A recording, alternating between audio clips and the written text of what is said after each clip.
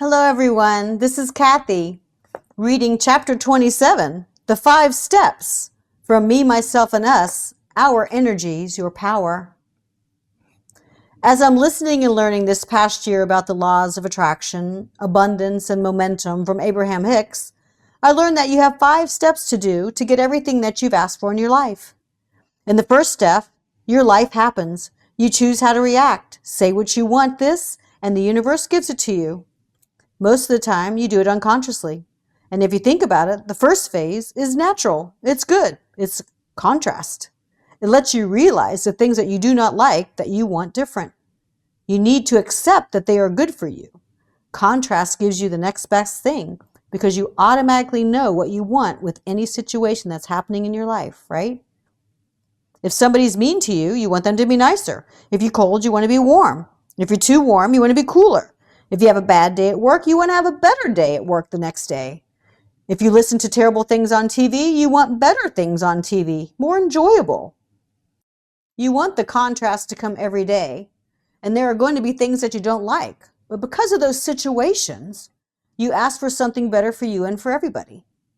Just focus on the things that you want to happen and believe in them and in your you didn't like, or you saw something that you wanted and you asked for it. Don't keep asking for it. Don't keep thinking about it, because the next step, number 2, is your source, your energy, finding ways to get it to you. You don't have anything to do with it. You know, it's already done, free. It's in the process. Your source is working on that for you right away. So where do you actually consciously start is at stage number 3, being in the receptive mode to get what you ask for. Which means you have to be living your best life, which means you need to be happy and having fun and seeing the positive in everyone and every situation. The main thing about step 3 is that you cannot be in step 1 at the same time. You cannot be asking or striving or even thinking about what actions that you should take to reach that goal if you are knowing that it is done. Step 3 is just simply allowing it, being in the receptive mode, the law of allowing. And then that's not that hard to be in the receptive mode. You're actually in the receiving mode a lot more than you even know. Think about that and then make it intentional. Choose deliberately which way you're going to feel. Ask yourself frequently throughout the day, how does this make me feel to do this? You choose which way you want to go. Make it feel good or not. It's your choice. And step 4 is getting better in the receptive mode, getting better at that practice of happy positivism. And make sure you practice and anything that you can to make yourself feel better, because you're number 1 and you are the question and the answer. When you are in step 4 most of the time, then step 5 is easy.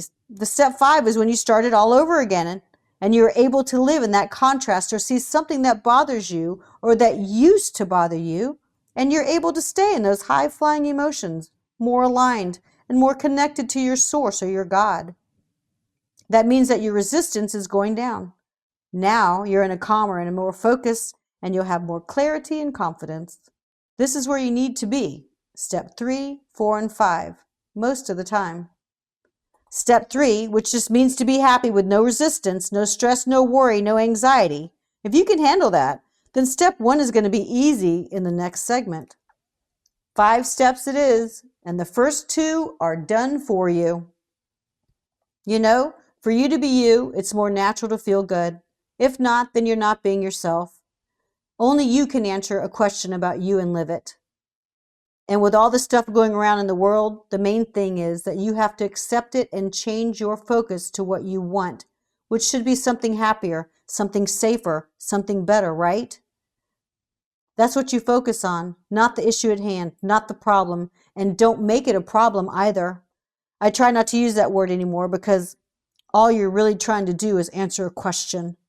And now you know that you can answer the question with all your energies because you can. Get those little signs and nudges to do something. Follow your path with the universe, showing you the answer to those questions. My 3rd book, which I'm writing now in 2026, is going to be a play shop book where we can all get together and find all those positives. And if you need to laugh or forget, I will promise I will always try to be funny. I will always try to be happy. And I will always try to see the positive of everything because it only gets better. I'll do that for you because you deserve the best that I can be. The definition of a friend is confident, or a companion, or a supporter, but it is also an accomplice, an associate.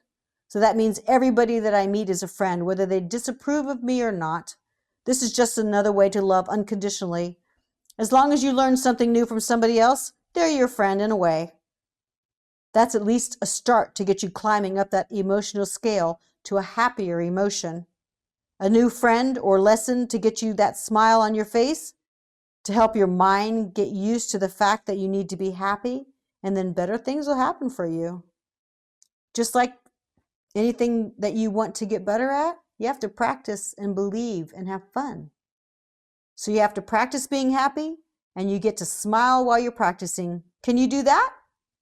You have to practice seeing the good in everything. Yes, everything, and you can.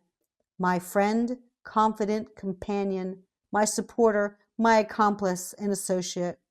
You are part of me after all, anyway. We are all one energy. We are one big, powerful, loving energy, and we can use all that energy. All of us can, not just some people, all of us, every living thing, to lift the spirits of the earth and the inhabitants. Imagine what your love and light can do. I'm doing what I love in the service of people who love what I do. Steve Farber.